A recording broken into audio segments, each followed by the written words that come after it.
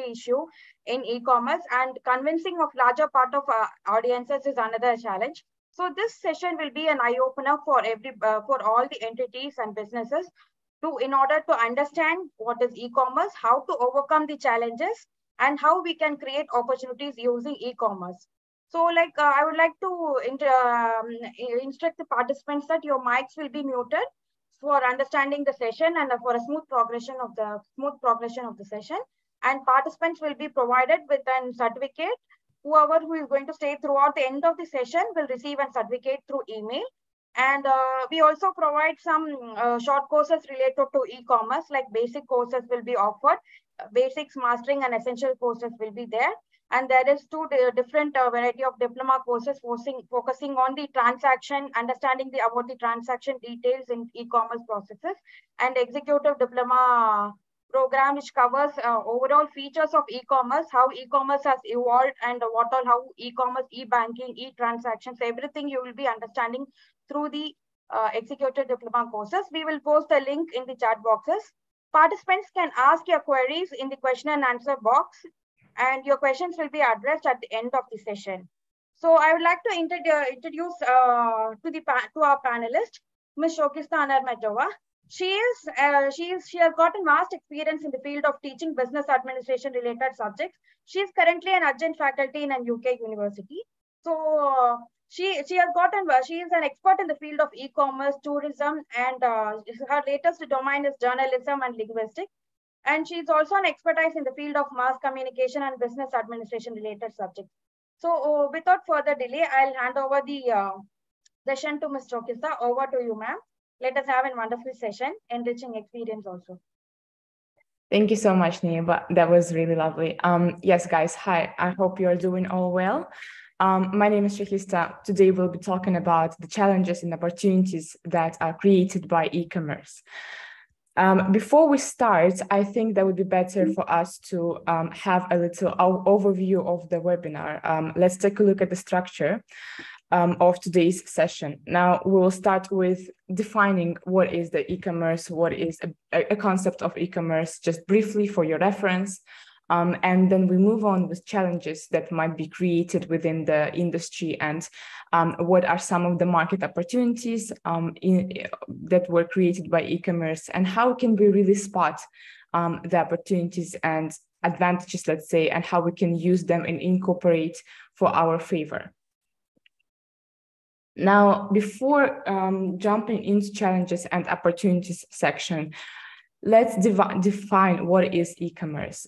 E-commerce is also called as an electronic commerce, and that is the process of buying and selling the goods, services, or even transmitting some sort of funds or data, which is happening over the electronic network. Primarily with the help of the internet. These kind of business transactions, they occur either as a business-to-business type or business to consumer, which is also called B2C, or could be consumer to consumer or consumer to business.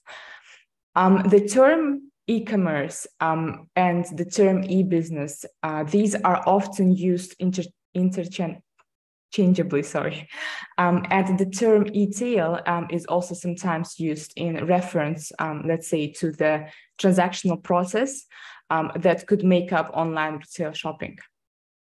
In the last 2 decades, there was a widespread use of e-commerce platforms such as Amazon or eBay. We are all aware of these kind of digital platforms, and these platforms, they have contributed to some sort of substantial growth in online retail. And for example, in 2011, e-commerce accounted around 5% of total retail sales, and that is according to the data that has been provided by the US Census Bureau. And by 2020, with the start of the COVID-19 pandemic, it had been rising up to over 16% of retail sales.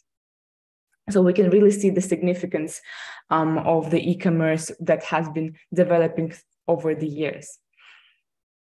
So how does it really work and why it works? So e-commerce is powered by the internet, and customers, they are able to access any online stores, shops, or services while browsing through and placing orders for the products or for the services using their own devices. It could be smartphones, tablets, PCs, or anything else. And once the order is placed, the customer's web browser will communicate back and forth with the server. And that would allow him to host the e-commerce website, and data that is pertaining to the order will be further relayed to a central computer known as the order manager.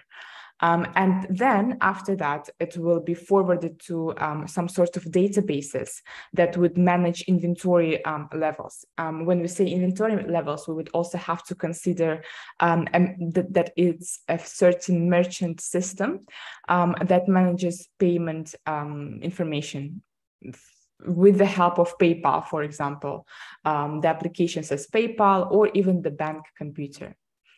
Finally, it would circle back to the order manager, and that would be processed to make sure that the store inventory and customer funds are sufficient for the order to be processed, for the transaction to be finalized. And after the order has been validated, the order manager will not notify the store's web server. It will display some sort of a message that would notify the customer that their order has been successfully processed, that the transaction was successful, and then the order manager would order the data to the warehouse or send the data to the fulfillment department, letting it know the product or that the service can be dispatched to the customer themselves. And at this point, tangible or digital products, they could be shipped to a customer, or they could have an access to a service that could have been granted. Platforms that host e-commerce transactions include online marketplaces where the sellers can sign up. It could be Amazon, for example.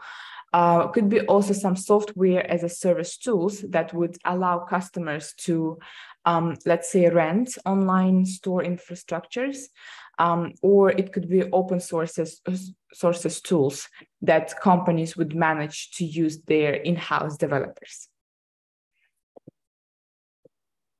We can see the process that has been just described. By the end of the payment gateway, the funds are being transferred through merchant account and then directly to the business bank account.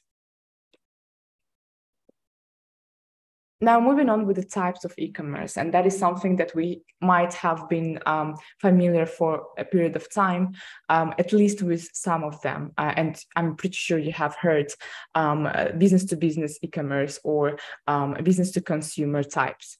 Now, the first one, obviously, it's a business-to-business, B2B, in other words, kind of e-commerce, and it refers to the electronic exchange of products, services, or information that is happening between the businesses rather than between businesses and consumers.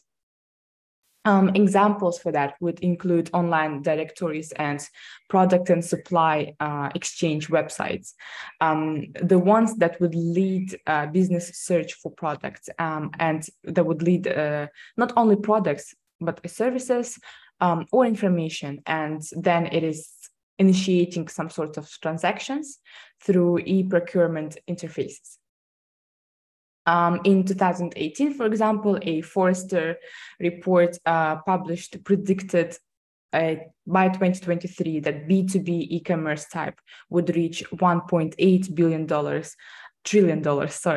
trillion, and that by 2023 that it would account for 17% of US using B2B sales. Now, the numbers are huge and significant, and we can see the business-to-business type is being one of the most commonly used among the society, let's say, using e-commerce. The second type would be business to consumer, and that is the retail part of e-commerce on the internet. That is when businesses, they sell products, services, or information directly to consumers. The term was popular during the dot-com boom in the late 90s, when online retailers and sellers of goods or of any products were something new and something really modern at that time. So that was a novelty for them. And today there are a very huge amount of virtual stores and malls on the internet, the ones that sell all types of consumers' goods. And another example, Amazon, that is a very good, most recognizable example of these sites. And in fact, Amazon dominates the B2C market. Another type is consumer to consumer, C2C type. That is a type of e-commerce in which consumers, they trade products, they trade services or any sort of information with each other. As the name suggests, the process happening between consumers, and that is all done online, obviously. And these kind of transactions, they are generally conducted through a third party.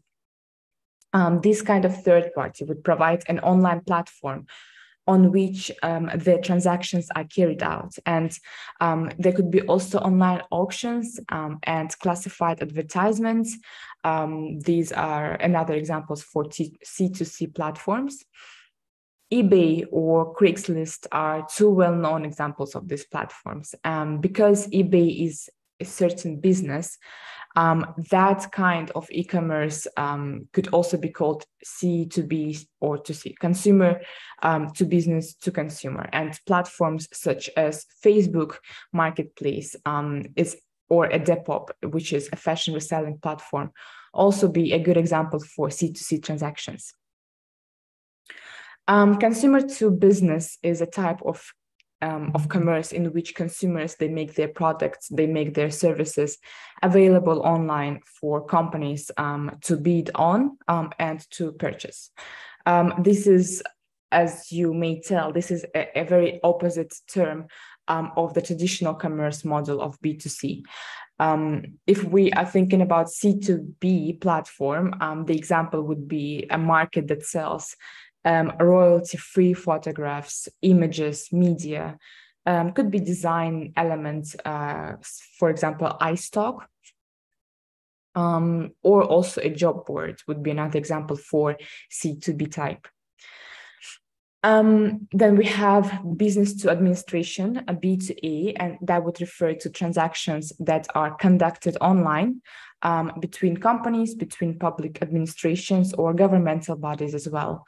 Many branches of government are dependent on the various types of e-services or products, especially with the rise of a digital novelty and technologies nowadays. A lot of governmental entities, they are shifting towards digitalization, and they are using online platforms or any sorts of softwares to enhance their services.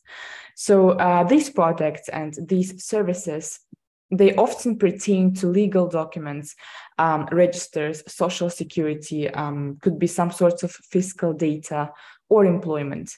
And business to administration type can supply these electronically, and B2A type services, they have grown pretty much considerably in the recent years as investments have been made in e-government capabilities. The last one is consumer to administration, C2A, not very commonly accepted or widely used among societies, but this is the type that refers to transactions conducted online between consumers and public administration or governmental bodies as well. So as we mentioned, business to business, a very common type in e-commerce, widely accepted and used among the retailers in the online platforms.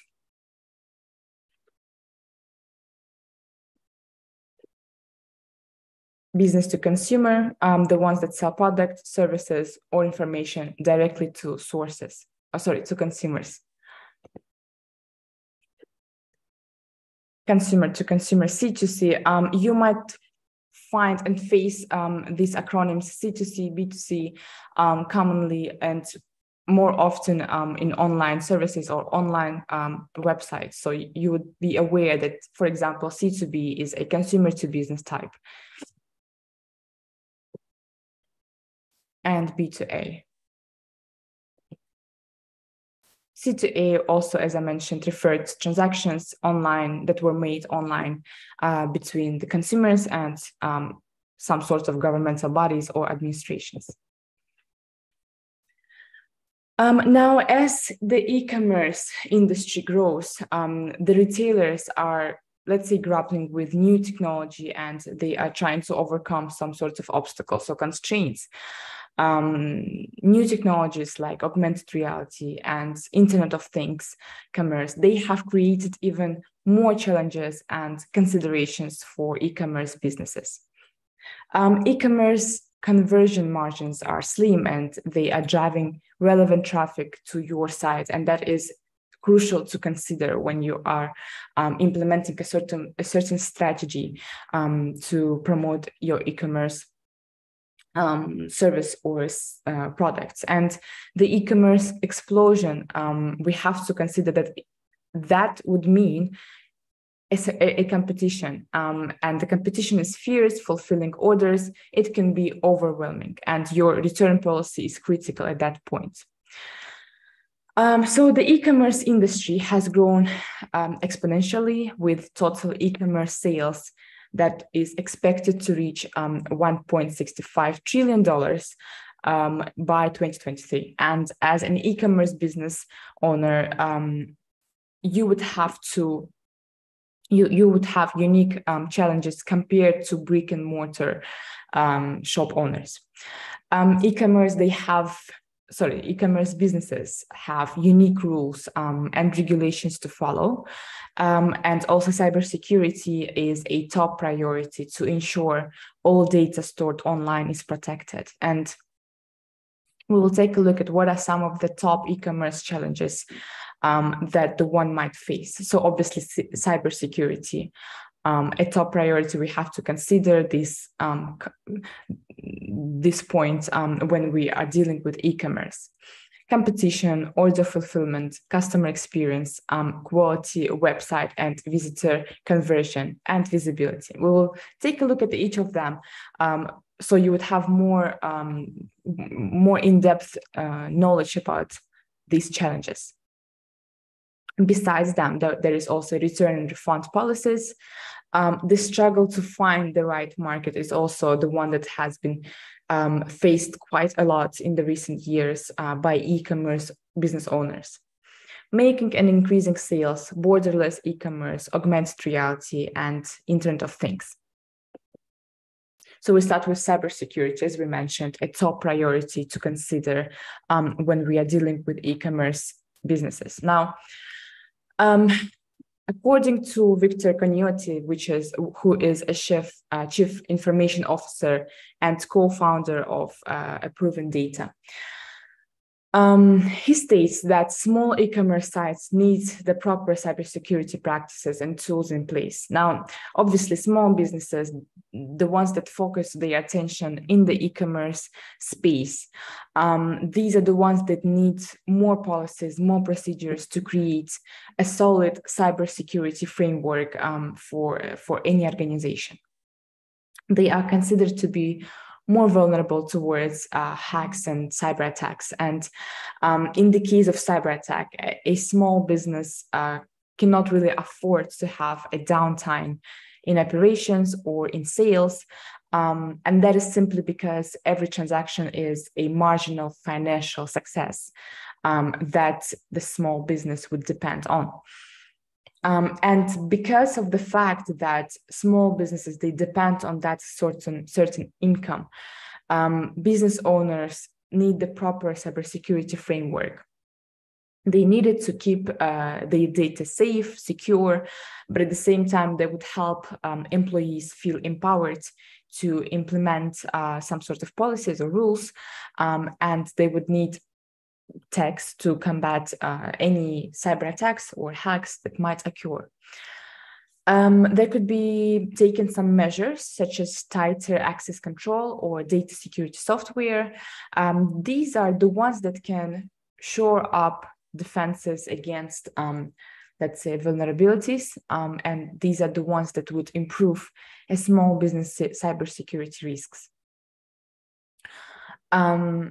As a business owner, you need to make sure that you have an instant response plan that would establish what to do in the event of cyber attack, some sort of plan B. In the case of, let's say, ransomware attack, the organization might not be really able to access files or to access data that is necessary for providing some sort of service to customers, or to provide any inventory reports. But if you have this certain plan B, the one that is a response plan, it would help you to reduce downtime in operations, and would help you to continue providing service to your clients, to your customers through other means. And that could be even a phone sales, for example. So again, it is important to consider cybersecurity in that case, and to have a plan B or a response plan to any attacks or hacks that might occur towards your business. The second challenge is competition. Now, it comes in many forms for any sort of businesses. It could be a widely spread, let's say, in e-commerce space, and we would have to keep up with competitive pricing, with product, services, all of that to compete with our target customer. And as a small business, or let's say medium business as well, we can overcome some price competition by having a very clear company value proposition that consumers cannot get elsewhere. And that is the importance of having your purpose, vision, and mission statement for your organization, for your business, to have it transparent as much as possible, to have it clear and understandable to yourself and to your employees and to your customers. The e-commerce space has become really saturated with times, and standing out from other e-commerce businesses, that is a real challenge, and it's not a fault of ours, but we would have to consider to distinguish ourselves from our competitors. That is essential, that is crucial to stand out and attract new customers for our business. It can be accomplished by making sure that our website, for example, looks professional, looks appealing and attractive, and that our website is optimized correctly to suit today's Google algorithms. Also, we can make sure be ensured by providing a unique product or unique service that we can focus on a smaller demographic. And obviously, that would be much easier for us to increase our domain authority. The third challenge would be an order fulfillment. So we need to consider that not everything has to fall on the business owner's backs, and you would be inundated with more orders than you are prepared to handle on your own. And in that case, outsourcing order fulfillment and e-commerce shipping would significantly ease your workload and would streamline the customer experience. Order fulfillment should be outsourced to a third-party fulfillment company whenever possible for increased efficiency. Customer experience, again, a primary concept or a primary, let's say, element of any e-commerce business or a business that conducts some sellings online. we might find that a challenge to offer our customers the same experience level that they would get in a brick and mortar store. So one of the most overlooked areas of the customer experience when we are moving to e-commerce is pricing and customer segmentation. Customer experience, that is especially important when launching an e-commerce initiative. That is because customers, they expect to be treated as well or better even online as they are face-to-face. Companies, they usually, guys, struggle to meet these new demands because they do so, it would require some precise handling of pricing, analytics, or customer segmentation as well. So successful experiences in the e-commerce space would require the same, if not even greater, and clarity in product offerings, pricing, loyalty programs, and many more. These are all that required in the face-to-face buying process. So in a world, let's say as in a world where everything is happening online, our customers, they expect more. They also know more about your products, prices, or competition. And obviously customers would expect to be treated the same way online as offline in a physical store. So if they can get a certain price in person but cannot get that price online, they would get frustrated and they would purchase somewhere else. So again, important to consider customer behavior, their decision-making processes before implementing a very successful and excellent customer experience for them. Another challenge would be a quality website traffic and visitor conversion. So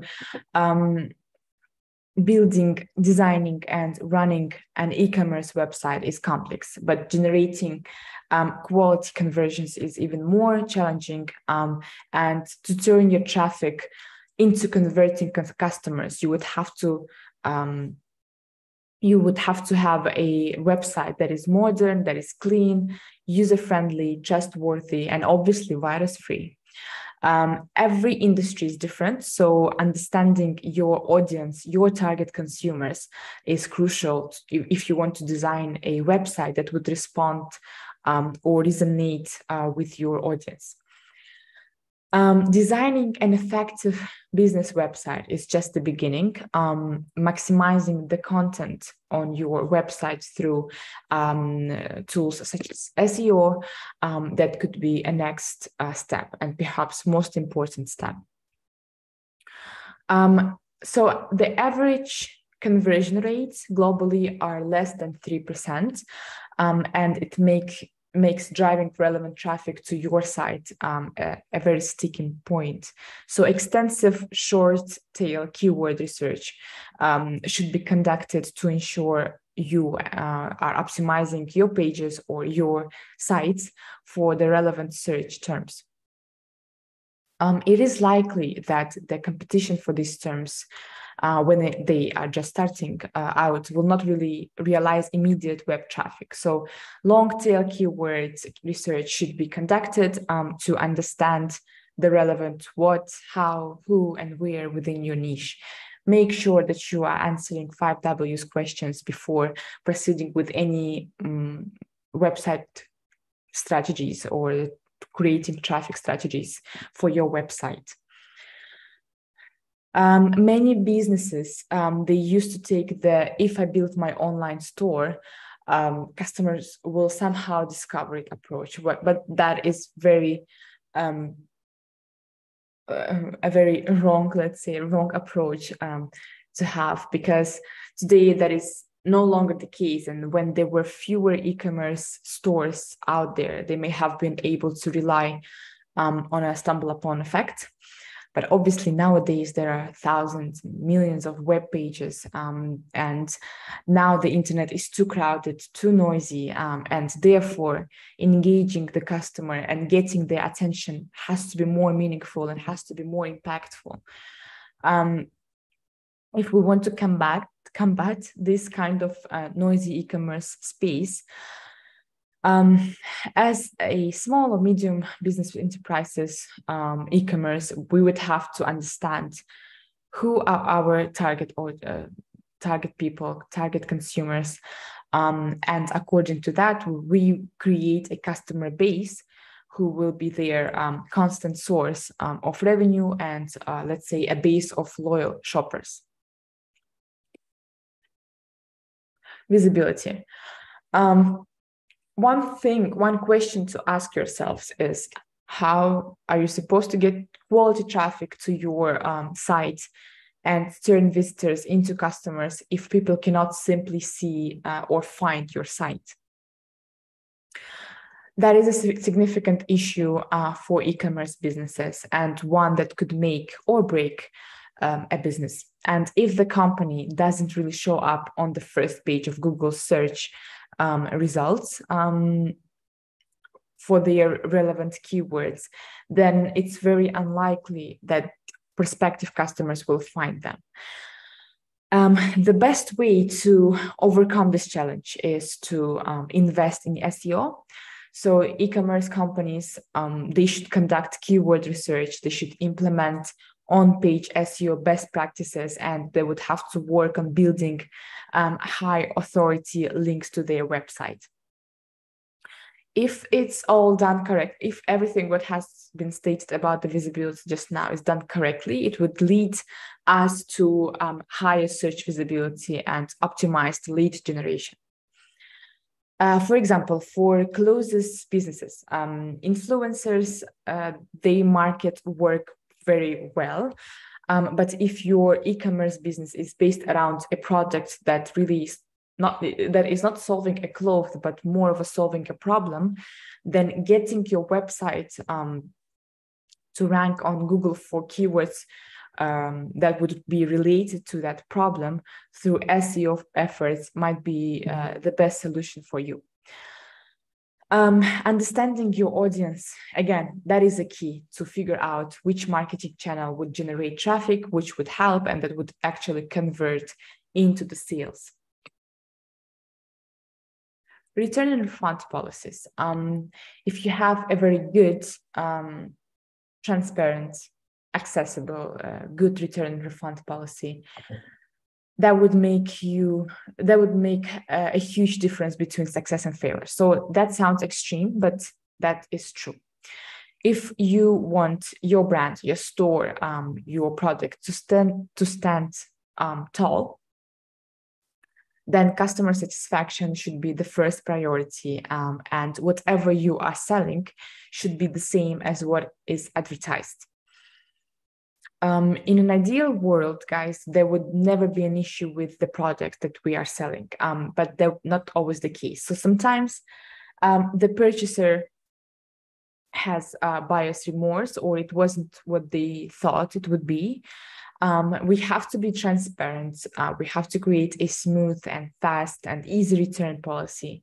And we need to make it easy to understand and not to be strict. So the customer will not have to go through some hassles or a very long process with our product in terms of returning the item, right? So if we don't have a good return and refund policies, people or customers, our target audience, will less likely to trust what we are selling. And they would think that there is something wrong with our company, because when a site says no returns or no refunds, usually it makes the customers much more likely to think that it's a risky purchase, or that or maybe something even worse. They can think that it's a scam, or that our business cannot be trusted, and that our business is less known. Again, we have to make sure that our policies and our rules, regulations, or in the website, or regarding returning and refunding, that these are the process very easy to our customers and could not have any hassles along the way. Finding the right market. The first step of any business, obviously, is to find product market fit. And the same goes for e-commerce. E-commerce is no different in that case. Product market fit is the degree to which a product satisfies market demand. So the easiest way to find that fit quickly is to build a product that would solve a problem that you have. Finding the right market for your product is not really the easiest task.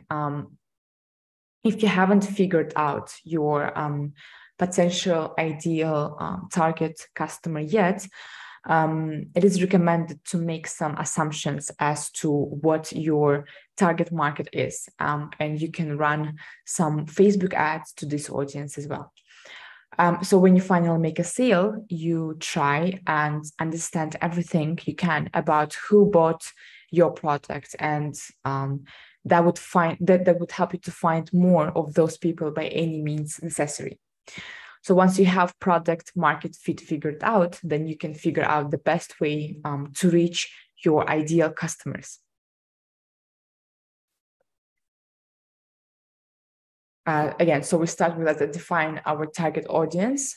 We run ads to this audience, and after we make our first sale, we would try to understand what is the demographics, or what are the patterns, or any similarities between these customers. And once we have identified their decision-making behavior, their buying behaviors, their preferences and interests, let's say, then we can proceed with identifying the product market fit.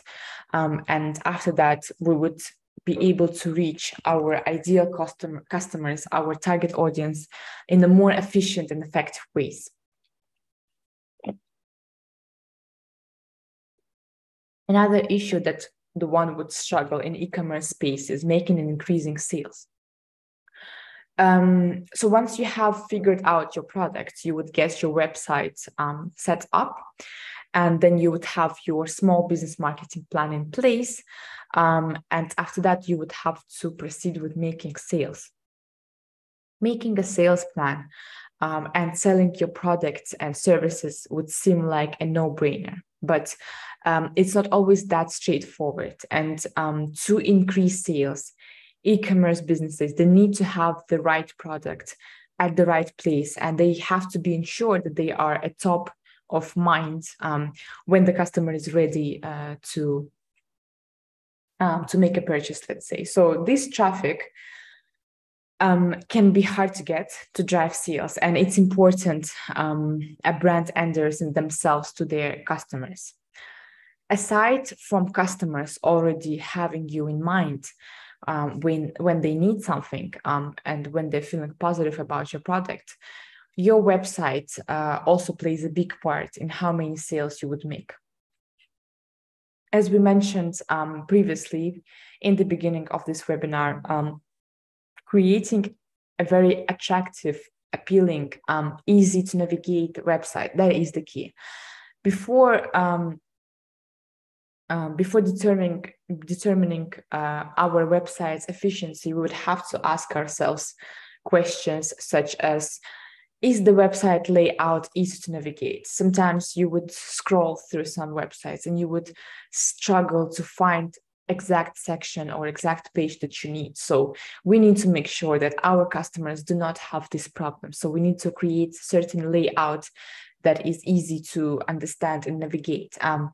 The next question to think about is the checkout experience simple and easy?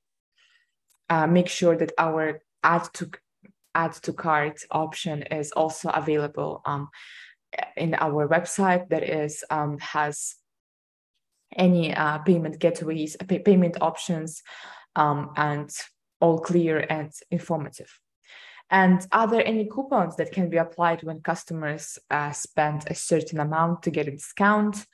You might also think of that. And website functionalities like this, they can greatly increase conversions, and they can make the customer experience more enjoyable.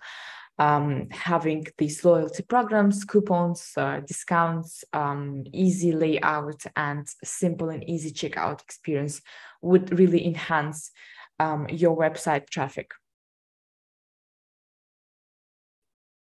So these were the questions that we would have to ask ourselves before creating or setting the website. Now, another challenge is borderless e-commerce. By that, we have to consider that because of the increase in e-commerce websites that are available worldwide, shopping has become borderless, and consumers now they can easily purchase any products, any services or goods. They can purchase from companies outside of their own countries. As a result, e-commerce businesses, they must accommodate customers of all backgrounds. Supporting a very diverse customer base would mean that you provide information in various languages. And according to the research, 76% of online shoppers prefer to purchase products with information in their own languages. According to another research, 92% would prefer shopping in their local currency, and 33% might abandon the cart if pricing is only in one rate. If it's only in US dollars or only in dirhams or only in pounds, then they would be law driven to proceed with a purchase. To maximize our chances of having a successful e-commerce business, you thought and consider we consider to accommodate different demographics, different languages, and different cultures. Okay, another challenge, guys, is in augmented reality, and this is a market that is expected to reach $198 billion by 2025. AR, augmented reality, allows e-commerce businesses to show consumers what a product would look like in their space. AR, in fact, is used widely among any industries, not only in business, not only in e-commerce, but also in hospitality and tourism sectors, when the ones who want to book a hotel room, they prefer to use augmented reality tools to see what the room looks like. And the same concept goes for e-commerce. AR allows e-commerce businesses to show consumers what a product, what a certain good that they are selling looks like. If someone is purchasing a couch, for example, for their living room, augmented reality can help them to visualize the sofa in that very room, in their exact room. So this visualization tool often solidifies their decision to make a purchase because consumers can have more confidence and it will look good in their home. If the AR model would work with your products, perhaps you should incorporate this technology with your e-commerce store. Obviously, that is not really cheap, and that really requires a lot of efforts and time and money. But if you feel like that would suit your e-commerce space, then you are highly encouraged to do so. Besides augmented reality, there is an Internet of Things commerce. It has been a popular way for consumers to make digital purchases through IoT devices. When I say IoT devices, I mean smart speakers, cars, appliances, or other smart devices that are applicable and that are, let's say, accessible to us. In the current economy, business owners can accelerate product delivery to new channels. To accommodate this new way of shopping, e-commerce businesses, they must focus on their let's say on their market, so they are ready to respond to any request and that they are ready to sell unconventional channels. Okay, now we'll talk about how we identify e-commerce market opportunities. Selling successfully through e-commerce sales channels, channels such as websites, socials, marketplaces, third parties, that requires an understanding of market that requires an understanding of market entry strategy and e-commerce best practices from the export mechanisms, whether it's overseas online sales or any export standpoints. To identify market opportunities, it is important to evaluate some key factors, the ones that are displayed on the screen. So obviously political, economic, and competitive environments, market access, product potential, local distribution and production, and social and cultural and demographic physical environments. So there are several different ways that you might use your e-commerce in your business, such as direct sales, pre-sales, post-sales support, and ensuring success. So many businesses, they use e-commerce for the direct selling of goods or of services online. For some businesses, such as those selling software or music, sale and delivery of goods can be made online. For most, the supply of goods will continue to require a certain physical delivery. And if we are planning to sell online, then we might need to rethink many of our business activities. Now, when we say e-commerce, that it's being an economic development opportunity, and that is because the COVID-19 pandemic has significantly really swelled the ranks of online shoppers worldwide. With the rise of pandemic, with the rise of COVID-19, in the recent years, e-commerce became accessible tool and very efficient, and it really came in handy at that point. So at that term, the economic development opportunity really opened the gate for e-commerce, and the latent demand for e-commerce is in emerging markets remains large. Some cross-country data suggests that online markets can take off rapidly and as income rise. So the convenience of 24-hour online shopping, the one that is showed on the slide. So the convenience of 24-hour online shopping and home delivery, combined with much greater product choice, is likely to become increasingly valuable to customers elsewhere. Homegrown entrepreneurs, they are uniquely positioned to take advantage of the digital trade opportunity. A still shallow national online market may be of limited appeal for the e-commerce giants, but it can nonetheless leave plenty of room for the growth of low-cost, some local startups. Though these young enterprises, they might start out with less established brands and a smaller product range than the giants, they can compete by offering a service better tailored to conditions in their home market. For example, in India, 83% of consumers, they prefer to pay cash on delivery. Standard e-commerce business models that rely entirely on electronic payments have limited the reach. Another example, in Africa, e-commerce companies, they have built custom last mile delivery networks. It's been done so to overcome weak postal address systems. So offering fast local delivery, accepting payment in local currency, and an online shop in a local language. All of these factors can be critical competitive advantages.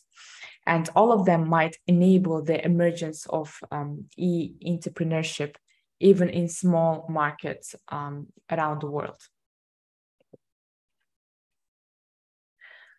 So thinking about the opportunities of e-commerce, these are divided into changing e-commerce landscape, vertically integrated brands, online retail education, location independence, aggregation of niche products, also customer relationship management, customer lifecycle management, customer loyalty, and customer segmentation. Conversion rate optimization. Most retailers, they are focusing on traffic generation and that they don't focus on conversion rate optimization. And that is where most of the potential lies. Inbound marketing, building a destination, content strategy, podcasting, or branding. Another opportunities in the sphere of evolving digital landscape are the ones that would consist of mobile commerce, social customer acquisition, combine online and offline modes, and in terms of improving customer experience, personalization, smarter merchandising, pricing and bundling, complex and big purchasing decisions. So as we start to talk about the opportunities in e-commerce, we would have to think about how can we really spot opportunities in e-commerce. When you think of e-commerce, what is really the first thing that comes to mind in our minds? Is it adding shopping items to a cart? Is it discounts, or maybe it's convenience? So today, online shopping, it has been evolved beyond these to a much more experiential retail experiences, the one that have some seamless customer-centric journey. And this kind of process is complete with personalization, with immense choices, advanced technologies, and all of them let's say into it, they create a sophisticated, they create simplicity, the one that the customer needs and sees on the screen. It doesn't really matter what is the situation in the market. The opportunities still exist, but very few would notice or take advantage of them. The more you instruct, educate, and let's say familiarize yourself about a particular facet in the industry, the better you are really noticing the hidden opportunities. So how do we do that? Obviously, we'd have to stay well informed right from the outset. The key to spotting your next opportunity lies within your ability to profoundly grasp yourself with the current e-commerce climate, and you would have to recognize the true market potential. So firstly, do your due diligence, investigate, research, and acquire as much information about the market. Take a hard look at the market statistics, such as market size, market worth, major players, growth percentage, projections. The list goes on, but make sure that you familiarize yourself with these elements.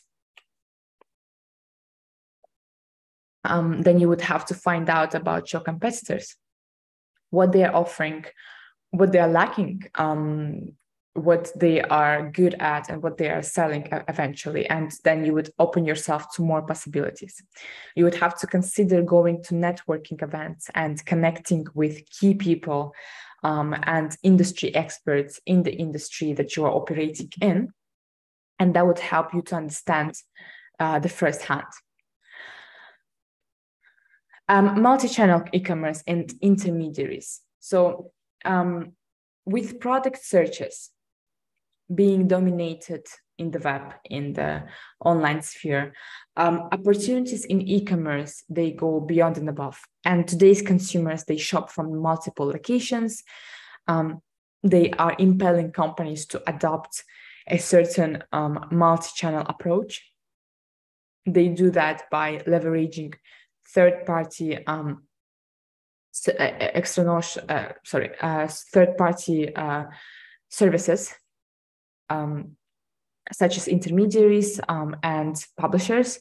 When we say publishers, we mean aggregator, coupon, loyalty programs, comparison shoppings, discounts, marketplaces, social, and more, and each of them being a giant, let's say, or a key factor in itself, in the industry itself, with the countless amount of opportunities. E-commerce retailers, they also draw on, let's say, on a myriad of digital media services, and that would include online marketing, advertising, SEO, performance, or affiliate marketing as well. When you start out, instead of recruiting clients directly, you would need to use performance networks to access a pool of clients who were already willing to work with publishers, for example. E-commerce is not just limited to sale, and that is really important to consider. It's not limited to sale of physical products, which lends itself to any transaction that has been made on the web. In other words, digital download service marketplaces like Uber or Airbnb, ticketing, subscription services, and etc. So you would have to consider to observe customers' pain points and also your own. Gaps in the market can be made apparent through identifying problems or identifying challenges that your customers are experiencing, or sometimes even from your own personal experience. So a data-driven approach in extracting customer-related data from products, complaints, reviews, and other customer interactions can really help you to identify some pain points, which in turn would help you to spin off some new opportunities.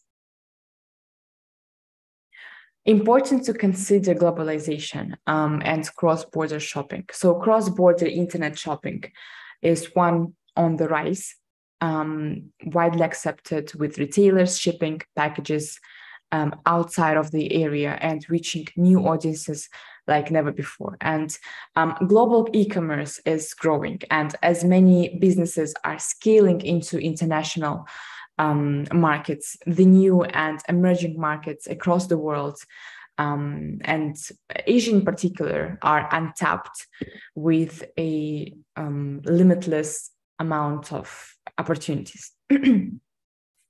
Sometimes following other countries' trends might help fill a local gap in the market.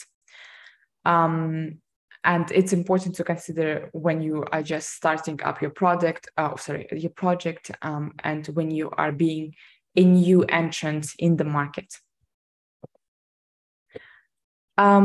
Besides that, I would like to add on that. So you would have to follow new trends that are changing the industry, and you would have to make sure that you are using all the concepts, all the key takeaways that has been stated once you are entering e-commerce. Now, it hasn't been mentioned, but I just want to quickly let you know, guys, that there are several different ways that you might your e-commerce in your business, and these are directly related to the opportunities that might open some doors for you.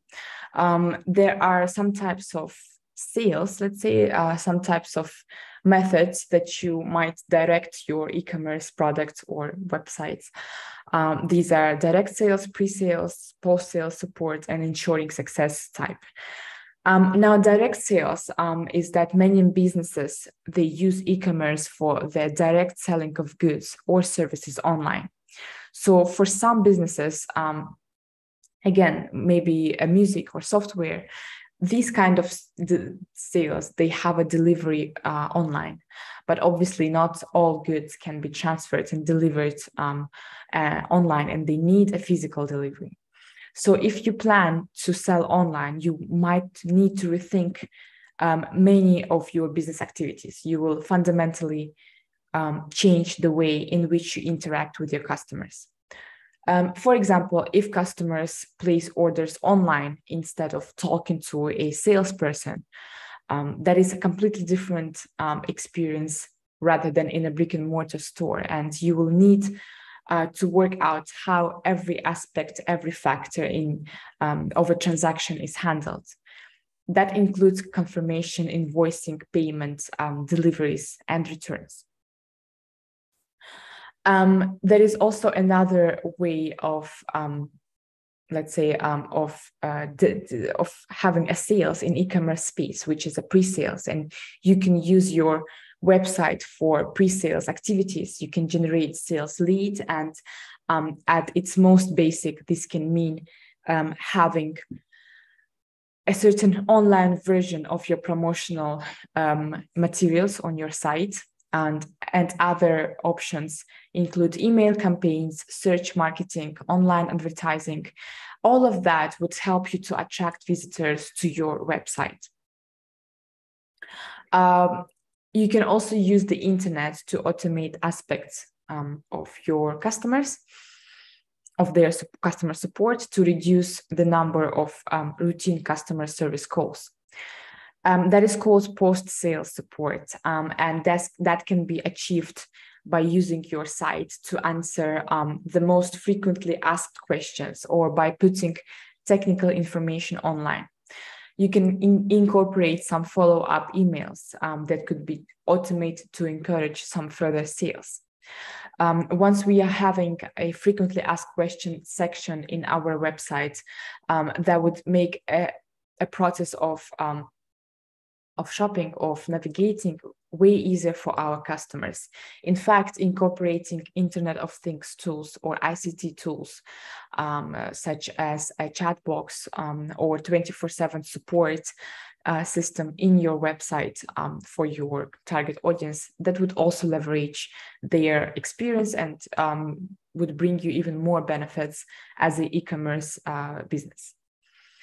And the last one is ensuring success. And however you decide to use e-commerce, it's important to define your objectives from the outset. What levels of sales are you hoping to make? How many sales leads are you looking to generate? What kind of a percentage reduction in customer telephone calls are you expecting to achieve? You would have to ensure the targets are put in place so that you can measure the success, because otherwise your e-commerce would really stumble upon some constraints or factors that would only decrease the income or delay the process of achieving any objectives that were set by you. And that is it from my end. Thank you so much. Let me just stop sharing.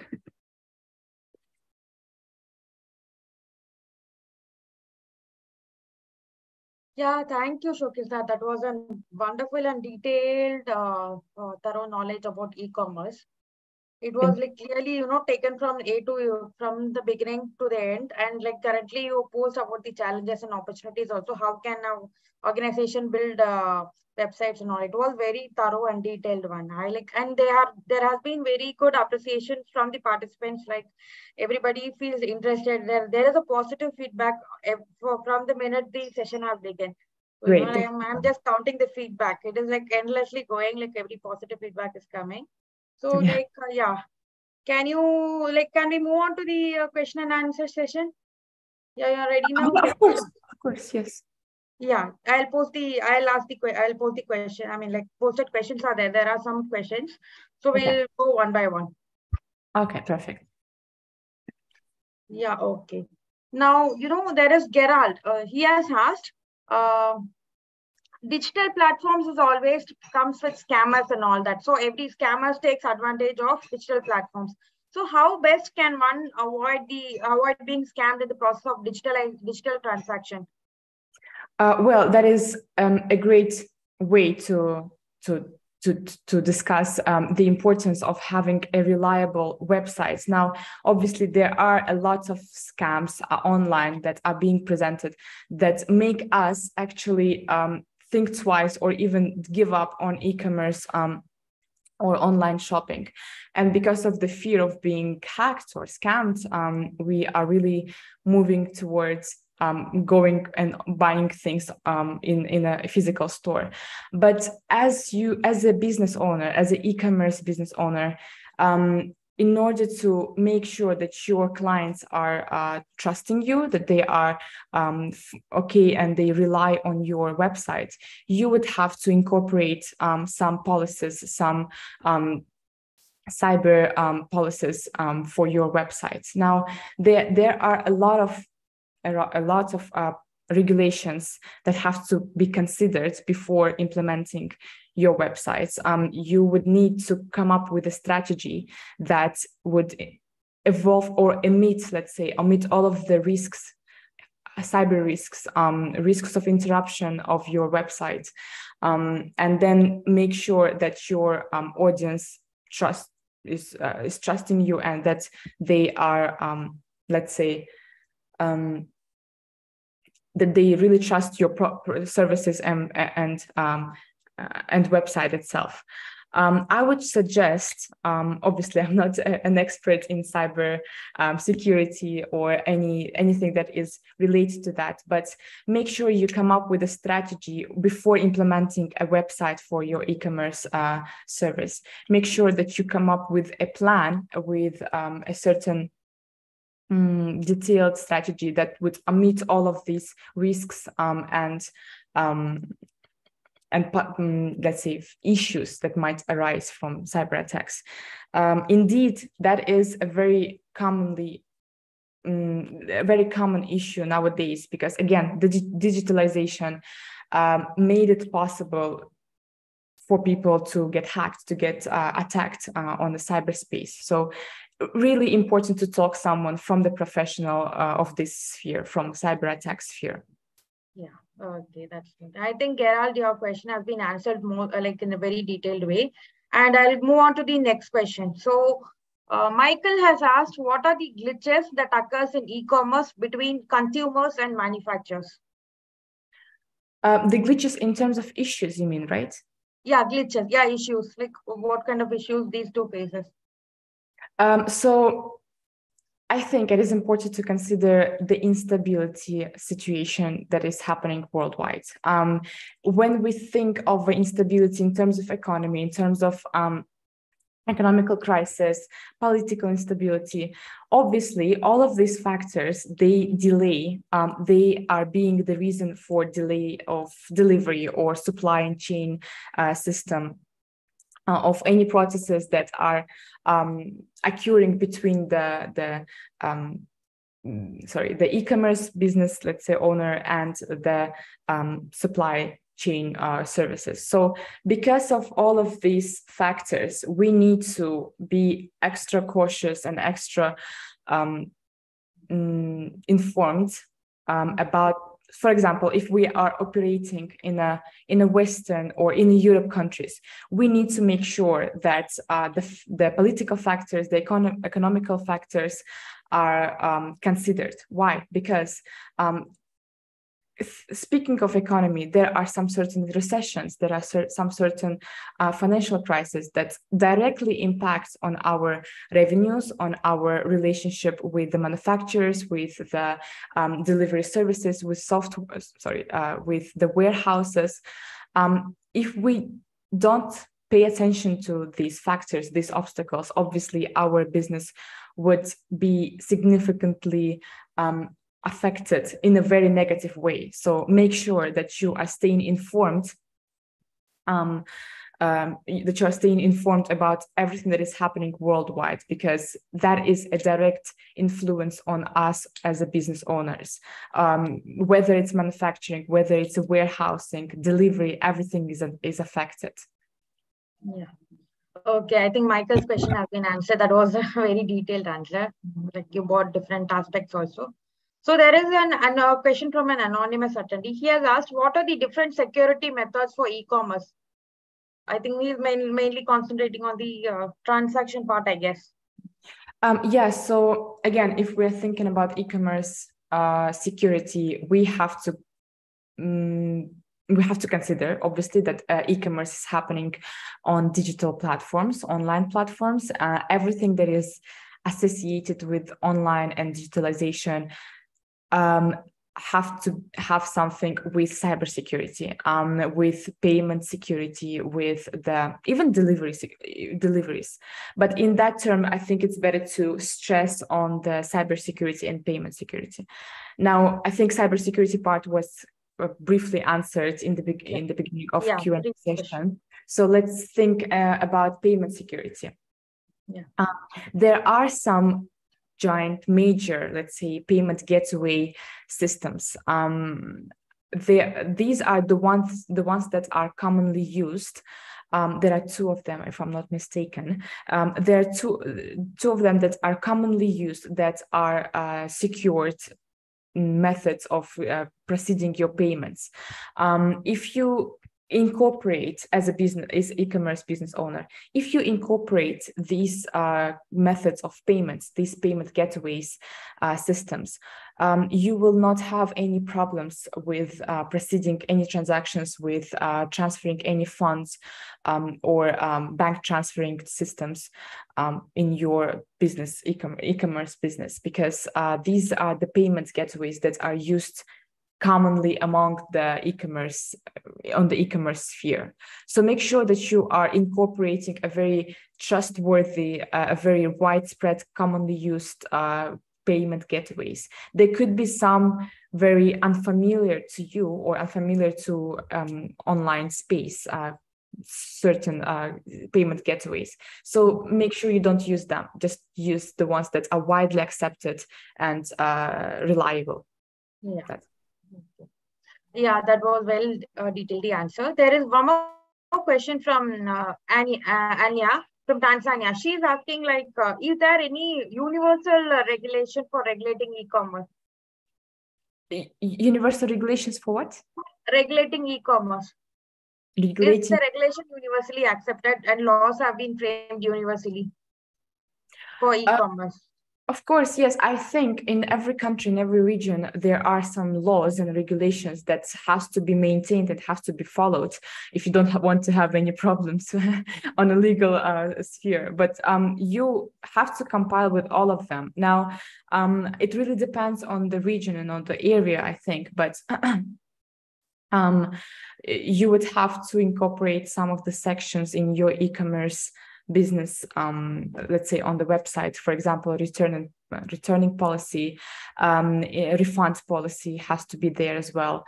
I think your sources or your manufacturers and warehouses have to be trusted, and the sources that you are getting your goods from also have to be trusted in a way that you would have to have the licenses, the certificates.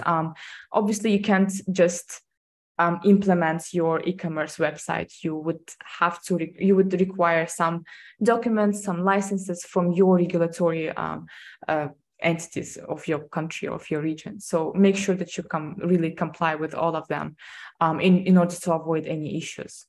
Yeah. Okay. Yes. There is an interesting question from Rashid. You know, like he's asking, what made Amazon the most successful e-commerce company, while many other e-commerce have failed in this, trying to implement in the same way?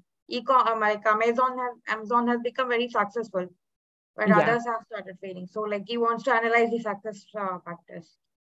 Well, in my opinion, actually, I think because of the fact that Amazon was one of a kind in terms of it was almost among the first ones in the e-commerce sphere that would sell products, services, products and goods online, because of its unique selling points, because of its novelty at that times, because of its wide range of a range of goods and products, a wide range of types of things that they are selling and that they are specializing on, especially their delivery services. That was a nonsense at that time when the Amazon started operating. There was such a nonsense when you could get any product from, let's say, from the US straight to your door somewhere in the UAE, for example, across the continent, across the ocean. So I do think that these are the factors that made it so unique, so successful, and it's still being successful and still maintaining its image as one of a kind. But actually, I think another strategy that Amazon incorporated is that now they are not really specializing as only a retail, e-commerce retail, but also they are incorporating a lot of other industries. If I'm not mistaken, there is Amazon. Obviously, there is Amazon retail or business, e-business retail. There are some Amazon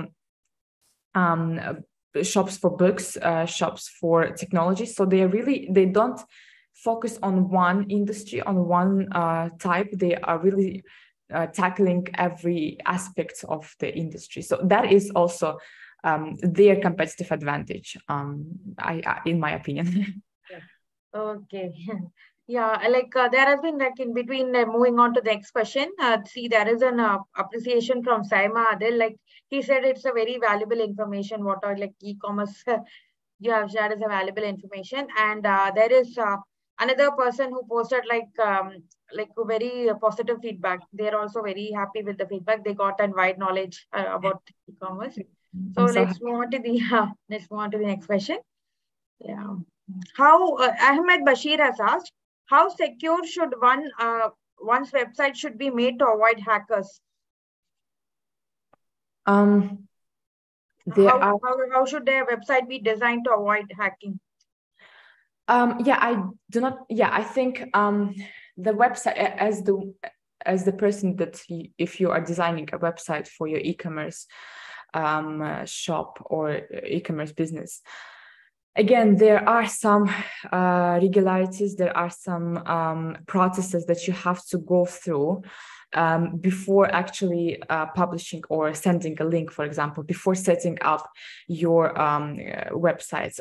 For example, in countries, in my country, for example, you would have to make your website verified from the governmental entities, because they are the ones that check the validity, they check the security, the level of, let's say, level of security in your website.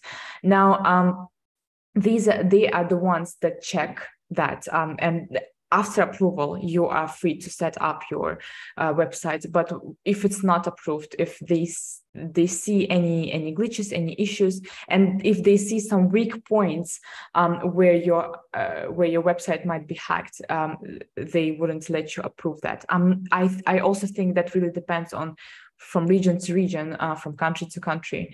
But another way to make sure that your website is hacked, or it's not going to be hacked, is using the softwares that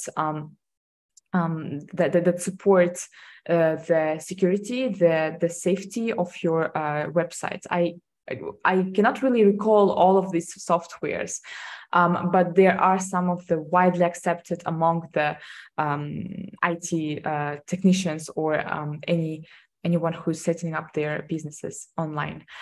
So yeah, make sure that you're using a very trustworthy, reliable softwares that would maintain the security and safety for your websites.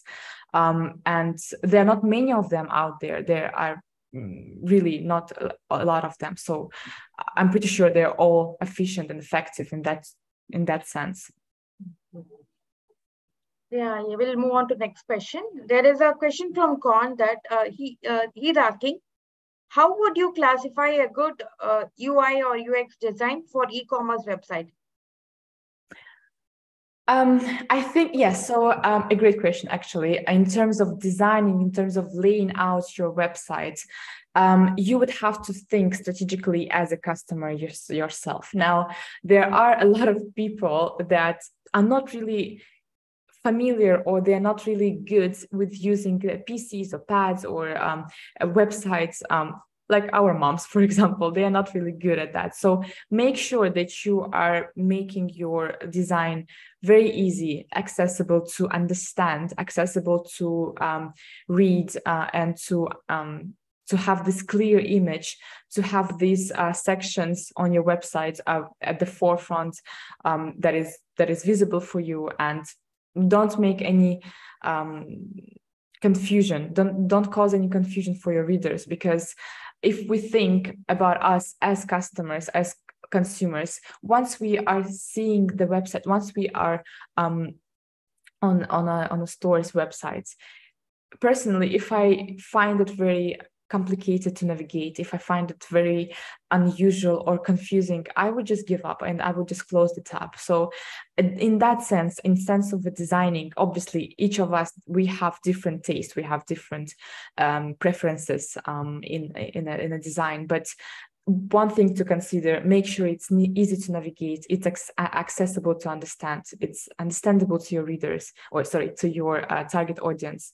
And that all the sections are there. So another thing, besides having your list of products, let's say on your websites, you would also have to incorporate the section of frequently asked questions. I'm not sure why, but a lot of e-commerce websites, they are avoiding, or they are not putting it or including this section.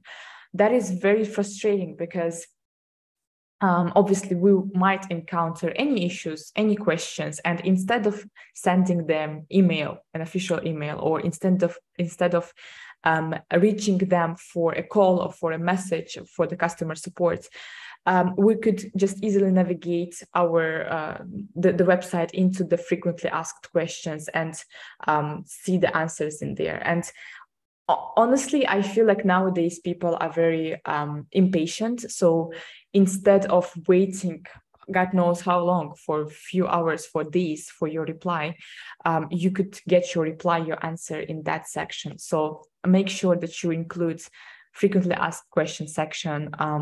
I would also suggest a chat box. It's a very, very helpful and useful tool, the ICT communication tool that really enhances the experience of a customer, because as we are encountering any issues, let's say with online banking, or when we are booking a room online in the hotel's website, the same goes with e-commerce sphere. We might encounter any issues, or we have some questions, let's say. So we just type it in a chat box in e-commerce website, and we get an instant reply.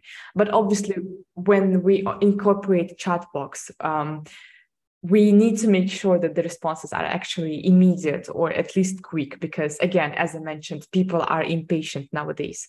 Consumers are impatient, and they really need a 24/7 customer support. They need an immediate answer, a fast reply. So with this tool comes a great responsibility, and it should be considered as well. Okay. There is an interesting question from Joseph.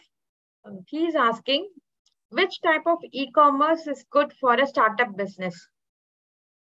Well, I'm not sure what kind of a business. What would you want to sell? Clothes? Which type of e-commerce? I think is type of e-commerce businesses he's referring to, I guess.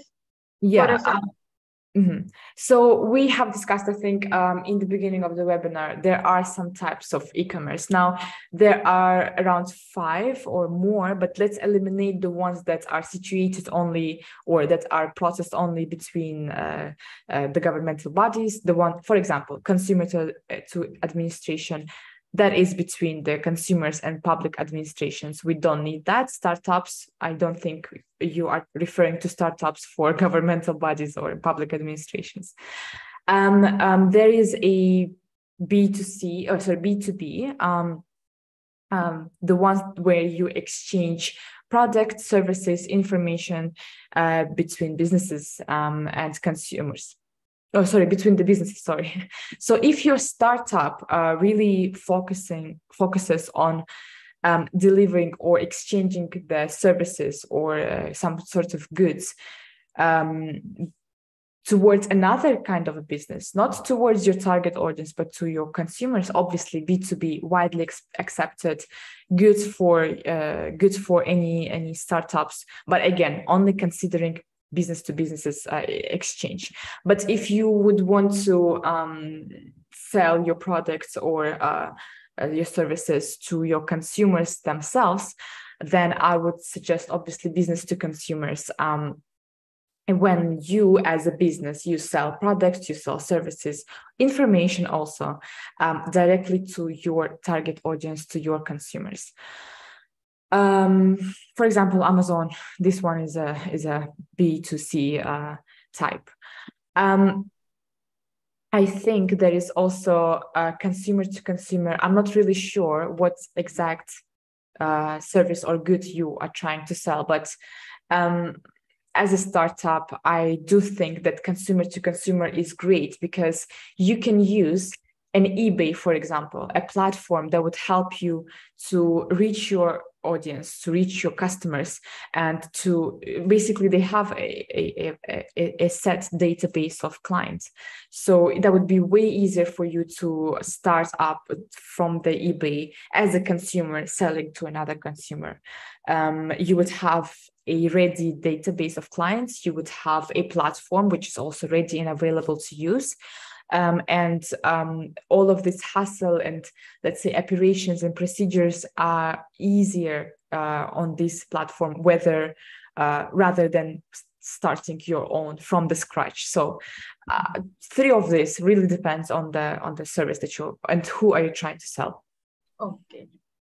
Yeah, thank you. And I think everybody's finding it interesting. They are posting many questions. I'll go on to the next question. So Alex is asking, like Alex has posted an appreciation. He has said like he has enjoyed the session very much.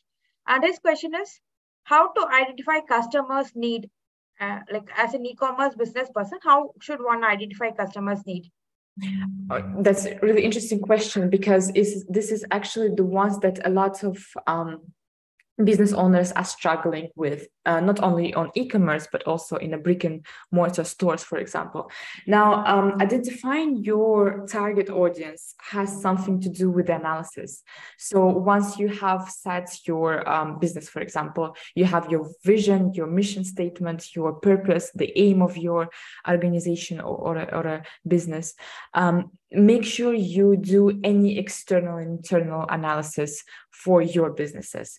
That might sound like a lot of efforts, a lot of time to spend on, but in the end, with this kind of analysis, you'll be able to identify what are your ideal customers and how do we really do that. So one method that I have explained during the webinar is start selling a good and see what are your potential customers, the frequency of these potential customers are. And once you have identified your customers, for example, if you are selling clothes, for instance, you have identified that there is a certain pattern of customers that keep coming back to buy from your store, or that the certain pattern that keeps buying and there are new customers, then you would have to analyze these customers, the existing customers. One way is to analyze your existing customers, their preferences, their demographics,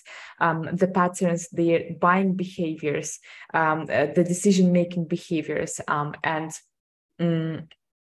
let's say their interest or their preference, basically. So if you have realized that your clothes, for example, online store for clothes, are targeting at a very young age, let's say teenagers, and you can see that there is a frequency of teenagers buying from you, then you will know that your target audience is teenagers.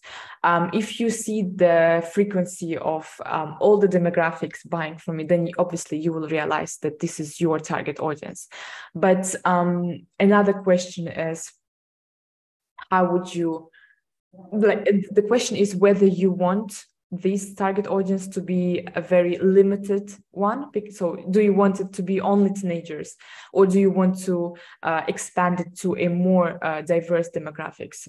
This is another question, and obviously another analysis has to be done at that point.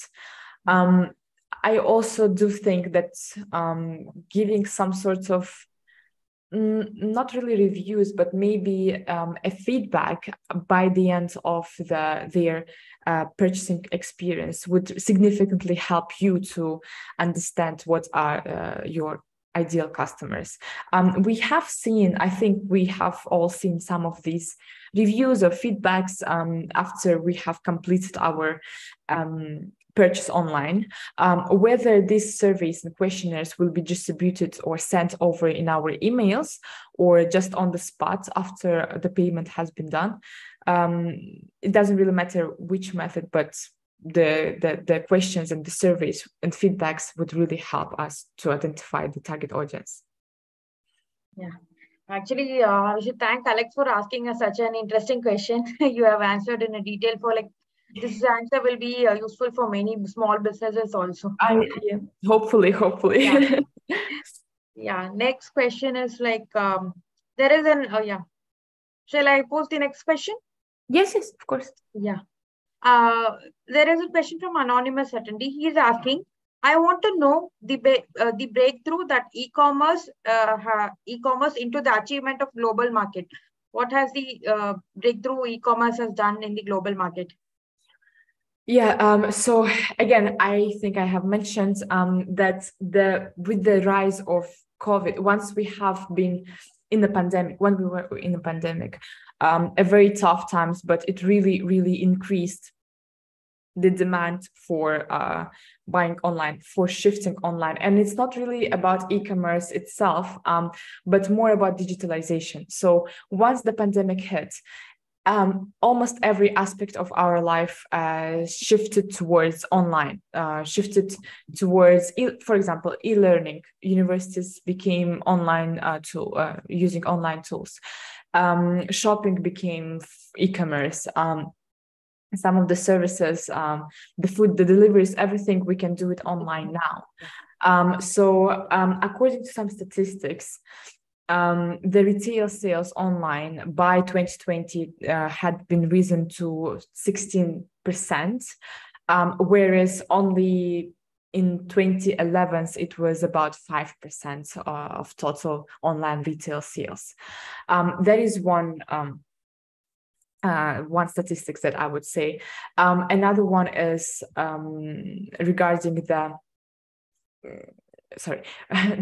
regarding the e-commerce among small and medium businesses. So by 2023, it is expected to reach $1.65 trillion as e-commerce sales. Now, these statistics really scream that there is an importance, there is an increase of e-commerce and the breakthrough, not only in a business industry, but in hospitality, in communication departments, in a mass media, educational sphere. Everything really shifted towards online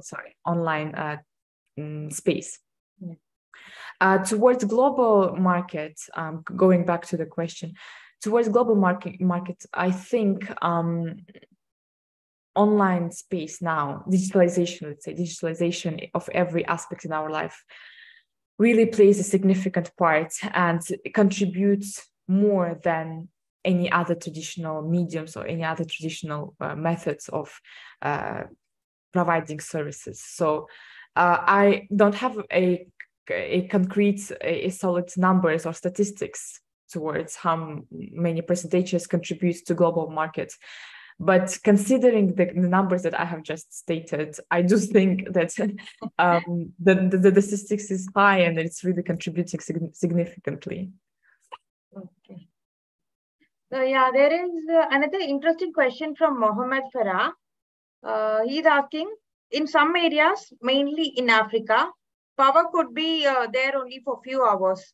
So how will e-commerce depend on these? How will e-commerce can depend on electronic devices Can we have a lack of power that will, if the lack of power will damage e-commerce? Well, okay, so e-commerce e-commerce is running with the help of smartphones, PCs, tablets. It requires some stable network. It requires a very good access to the Wi-Fi, to internet, cellular data as well.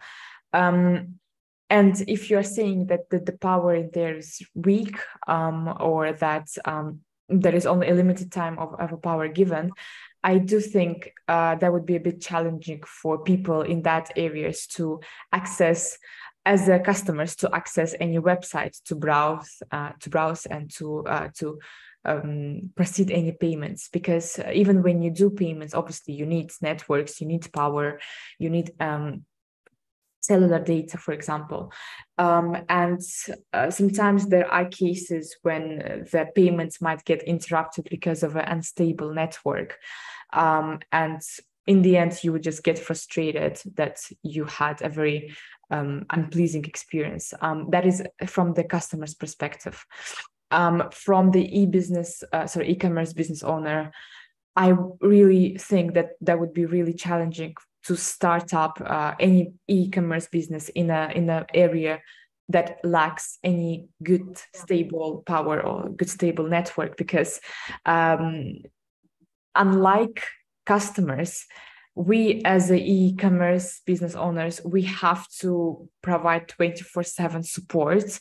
We have to have a 24/7 maintenance of our websites. We have to be always in touch, in contact with our suppliers, with our manufacturers, or even warehouses. And that is all done through online tools. So having an unstable network would really significantly reduce the amount of time or the amount of issues that you would, let's say, work on as a business owner, because you don't have a power, or you don't have a network. So there would be some of delays in any sphere, whether delivery, whether manufacturer, or anything else.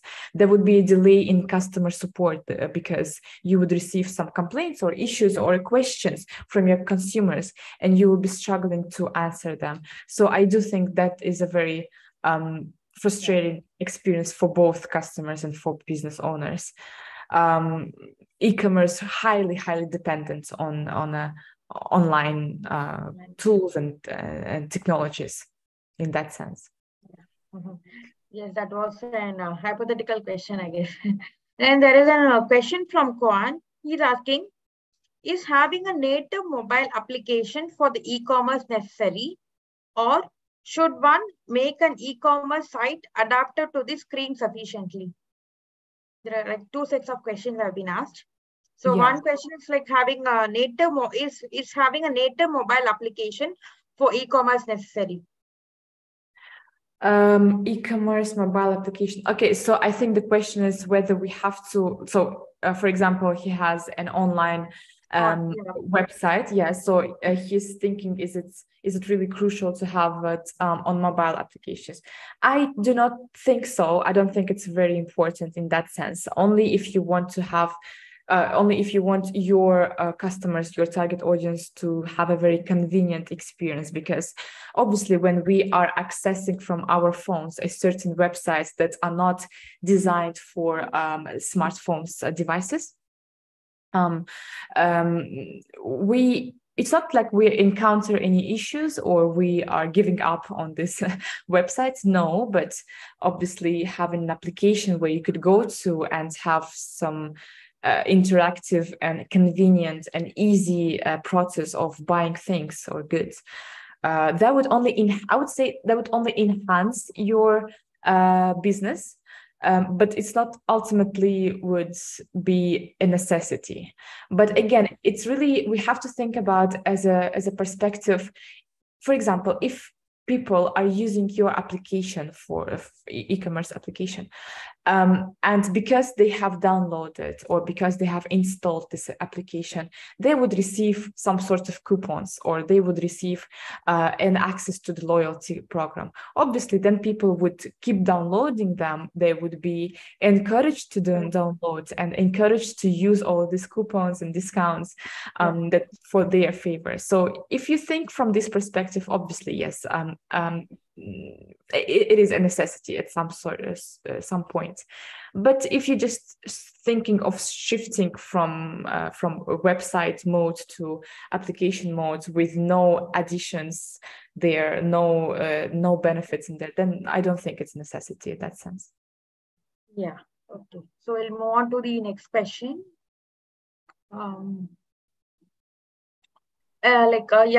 Honest has asked, in most developing nations, they are not very familiarized with e-commerce and its business opportunities. Now, what can be done to make these nations have an effective implementation of e-commerce? So in developed countries, I heard developing countries, yeah. Developing countries, they are not very familiar with e-commerce implementation and its business opportunities. So what step can be taken in order to make it effective implementation? Well, this is actually the issue that some of the countries are facing, and that I do think it's because of the lack of knowledge from these nations, not in a bad angle, no, but lack of knowledge because they were not introduced to such concepts. Again, e-commerce is an evolving sphere. It's a fast-growing sphere, but it's new. So there are no certain topics or subjects talked about in these countries. For example, if in our countries we have some courses dedicated to e-commerce in our universities, in our colleges, and other education institutions, these developing countries, they do not have this access to the knowledge about e-commerce. So that is the reason why they are a bit ignorant or a bit of lack of knowledge about e-commerce. So sometimes they could be even skeptical. They might think it's not safe, it's not reliable, you will not get your deliveries and all of that. So they are being sometimes skeptical about that, again, because of the lack of knowledge. So one thing, actually a few things that we can suggest to do is obviously to raise an awareness about e-commerce. Raising awareness in terms of implementing courses or introducing e-commerce to everyone, not only for adults, but I do think that it's important to raise an awareness about e-commerce, about its importance, significance, opportunities to also young people, the ones who are in their colleges or in high schools, because then they would be more aware of how to use e-commerce tools, because again, e-commerce tools require tablets, phones, computers, laptops. Younger people, they are very, very good in using these technologies, let's say. So helping them to identify how they can use these technologies in their favor, for their benefits, in terms of using these technologies for e-commerce, for more opportunities, because e-commerce really opens a lot of opportunities for a person. Helping them to know and to identify these opportunities, that would be a great step at let's say setting e-commerce in these developing countries, because again, children are our future, right? So they are the ones who would promote and make people be aware of e-commerce and its opportunities. So yeah, I do think it's more for the governmental, I think, for governmental entities, it's their responsibilities to raise an awareness about e-commerce in these countries. Yeah. Okay. There is actually two sets of questions from Benjamin. So I'll ask first question. So he has asked, what are the niche of e-commerce business? Niche. Okay, so again, broad question, yeah. Yeah, I'm trying to think. So it really depends from the industry. As I mentioned, there is e-commerce for business, e-commerce for hospitality, e-commerce for mass communication industry. We are talking about business, for example. Niche for business is, I think, selling your products, selling your services, selling goods, the ones that are unique. Make sure that you have a unique selling points at that term, because you don't want to be broad in your e-commerce process. You have to narrow down your angle of e-commerce stores, let's say, or e-commerce websites. Have a very narrowed down vision of the thing that you want to sell. And really, I don't think there is any requirements or limitations. There are no limitations, in fact, in e-commerce. It really can range from online stores with shoppings, or even some online organizations that sell any sort of services. I'm trying to think of an example now. I don't think there are any limitations, but when it comes to identifying your niche in e-commerce retailer space, obviously it really depends on you. It depends on a person. If you want to sell clothes, you narrow down your process of e-commerce into only clothes, and then you proceed with analyzing your target audience, your competitive advantage. You do some internal analysis, SWOT, PESTEL analysis, all of that, to identify your strengths, your opportunities, and all of that. So I can't really say that there is a limitation, a niche in e-commerce. It's really broad. That is really the significance. That is the lovely side of e-commerce. You really can do and provide any services or goods you want. Okay, here's second set of question is, what is the most important sales channels for e-commerce, and how to better develop the e-commerce strategy? I'm sorry, can you repeat the question, please? Yeah. What is the most important sales channels used for e-commerce?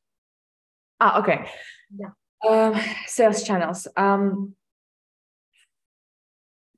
If we're thinking about the platforms itself, because the channel can be an online platform, could be in e-commerce, mostly digital websites, online websites, social media platforms, anything really related to the online space. So if we are thinking about selling our products or goods, I would say, as a startup, to use a well-recognized platform, online platform, where you have a ready client base, a ready platform with all necessary tools. Because as a beginner, starting from the scratch, that is a lot of responsibilities and issues and challenges that might come in a way. And sometimes facing these challenges alone and not knowing what to do could be very frustrating and discouraging also, because once you have faced with a lot of issues, you are discouraged to continue. You feel unmotivated. So if you are a startup that's starting from the scratch, that doesn't really have much knowledge about e-commerce process, then I would suggest, again, any ready platforms, eBay, Amazon, the ones that would help you with that.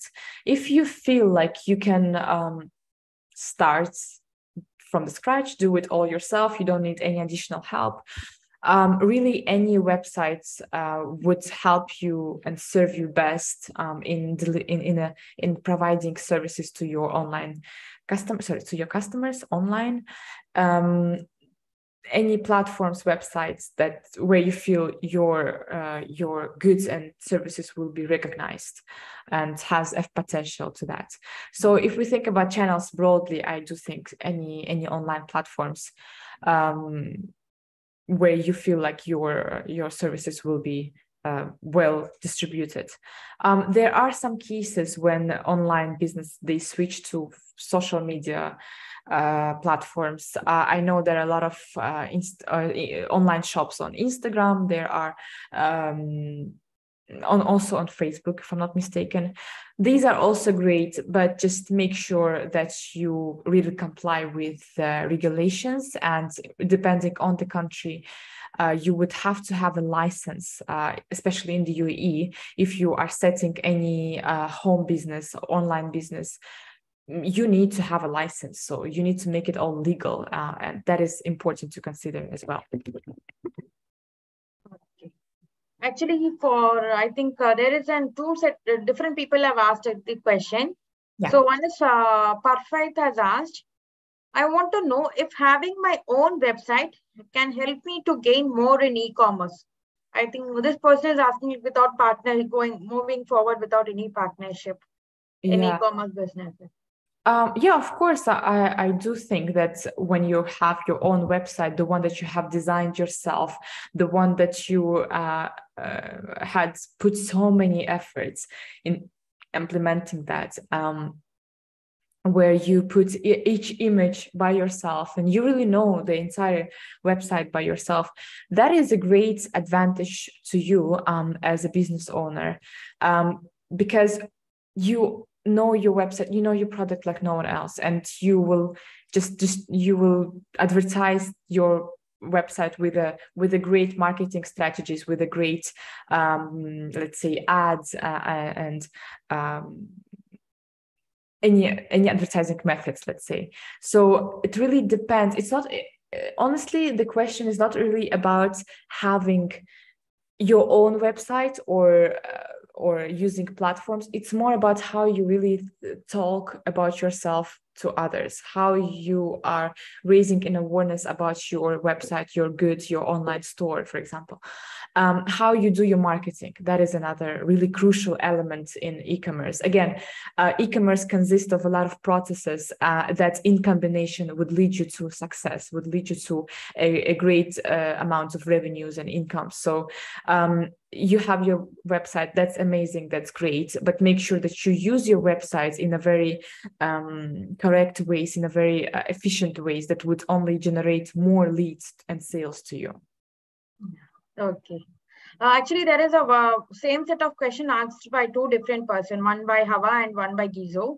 The question is, do you have to one is like, do you have to register for your online business? And the other person has asked, how should I register for this e-commerce business? How a registration process usually goes on? The registration. I think if you answer this question, the first one is also answered. Okay, so I do not think that there are any certain requirements on the, because obviously you use some website platforms. They would require to pay to have your, they would have some fees for the annual usage of this platform, for example. But again, if you are setting up an online business it depends on the country, but in the UAE, you need to have your license. You need to have all the documents, all the approvals from the governmental entities. This is the most significant thing to think about, because it doesn't really matter what is your website looks like or what are the requirements from websites. More important is if you have to comply with the regulations from the governments. After you get that approval, for example, your license, you register in certain platforms, you pay, I think, in advance the annual fee for usage. You would have to create your login and domain. Domain is also, I think, how do you call it? You also have to pay for domain. Afterwards, I think you would get some requirements also from these website platforms, but generally speaking, you are free to go after that. You are free to set up your websites after that. So not really a certain regulations or specific regulations from website platforms themselves, but more you would have to check with your governmental entities. Okay, excellent. And there is a question from Jackstone. He's asking like how to distinguish between genuine goods and services because there are also some other websites which are trying to, disguise in the form of other different websites, or I mean different products also. Like which one is actually better? How to identify genuinity is his question. Mm-hmm. That I think this is key one. This is the question really that I still think about when I'm doing any sort of, let's say, buyings or purchasing from online stores. I do think that choosing the website to buy from has to be, in my opinion, has to be the one that has been recommended by your friend or by someone that you know, the one that had experience from this website. Because me, psychologically, I wouldn't attempt to purchase any goods from a very unknown, a very unfamiliar to me website, because obviously I don't know if the delivery will come on time, if it will even come. So I always follow my friends' recommendations, suggestions, reviews about a certain websites. And I do think the recognition of the website is also important, because the more you see about a certain website in your region, you can see that when you're scrolling social media platforms, you can see a lot of ads, a lot of maybe even on the streets, you would see. So if the website has a great recognition from a lot from various intermediaries, from various sources, obviously it means that they put so much effort, so much money, so much time in setting up a very reliable and trustworthy website. Yeah, so that is the concept that I follow in my personally. But again, we have to be extra cautious. We never know, really. So yeah, I do think word of mouth also works in that sense. Yeah, there are many questions coming up. Let us move on quickly because we are nearing our time. Let us move on quickly with the most right questions. Yeah. So there is a question from Dapa. He's asking, are there any particular products that that should not be sold via e-commerce? Is there any particular product that should not be sold via e-commerce? I don't think so, to be honest. No, I don't think there are any limitations. Yeah, everything has moved online. Like there is no restriction nowadays. Exactly. Yes. Yeah, like one person has asked, my question has asked, how to start an e-commerce business from scratch? From the scratch now. Before setting up your websites, before finding your platforms, before anything else, make sure you have a very transparent vision, mission statement. You make sure that your purpose statement, the purpose, the aim, why you want to do that, the project itself is very, very transparent to you, very accessible and understandable to you, not to your customers, but to you. If you don't understand your products, if you don't understand what you are selling, you won't succeed in that sense. So make sure that you establish and make sure you identify and determine for yourself what you want to sell. Why do you want to sell and how? Again, ask 5 W's questions. What, when, where, how, all of these questions. If you have the answers to all of these questions, that means you identified your desirable good or service that you want to sell online. Afterwards, you would have to identify what are the sources that you're going to use. If you are taking these products from somewhere else, what are these sources? What are these places? How you will get these things delivered to you, or how you will deliver to someone else. So all of these little questions, really, you would have to identify it beforehand starting your website, because starting website is really almost in the end of the process. It's more about you identifying what you want to do and what you want to sell and how. Yeah. Okay, one last question we'll take. Like the question is like, if a person wants to get into e-commerce business, is it necessary for them to be mastered in digital marketing concepts? Should they be a master in digital marketing?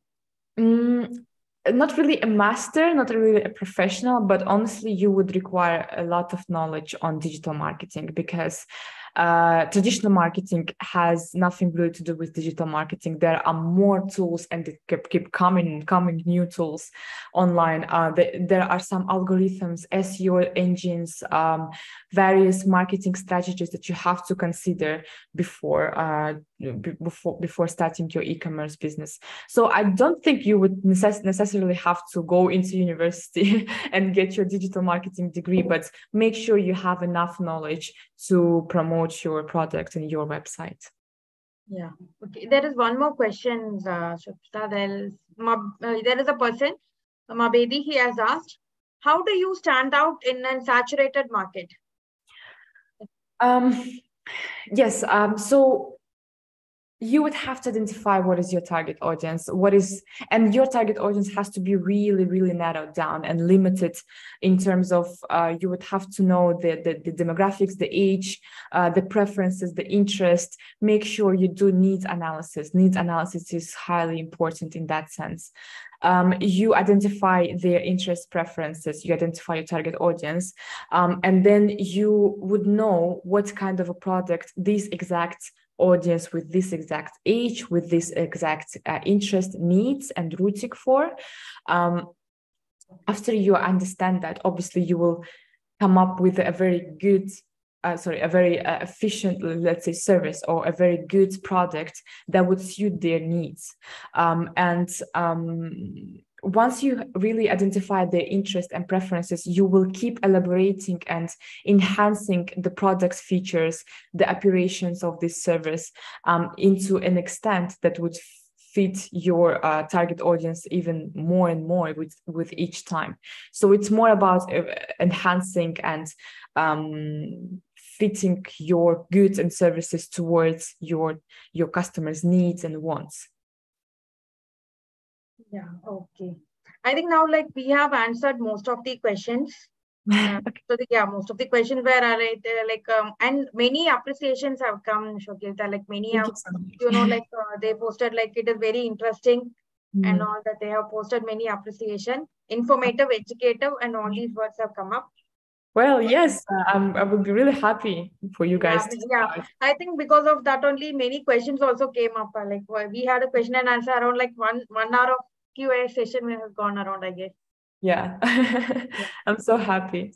Yeah. Okay. So I think most of the participants questions have been answered. So really, I would really like to appreciate Shokisa for, sparing your full 2 hours of time with us and educating all our participants with e-commerce basics. And you have also cleared most of the doubt sessions also. So Thank you so much for having me. Thank you so much, Shokisa. And thank you, dear participants, for joining us with this wonderful session. And we are very happy and glad that you have most of the participants are also enjoyed. So we will post the links in the YouTube channel, so you can look around there also for the full session. And thank you all for joining. And let us meet around for another webinar session. Let's see, another week we'll have an interesting session. Thank you all. Thank you so much. Thank you. Bye, Shokisa. Bye. Thank you. Bye, participants. Let us meet around for another interesting session.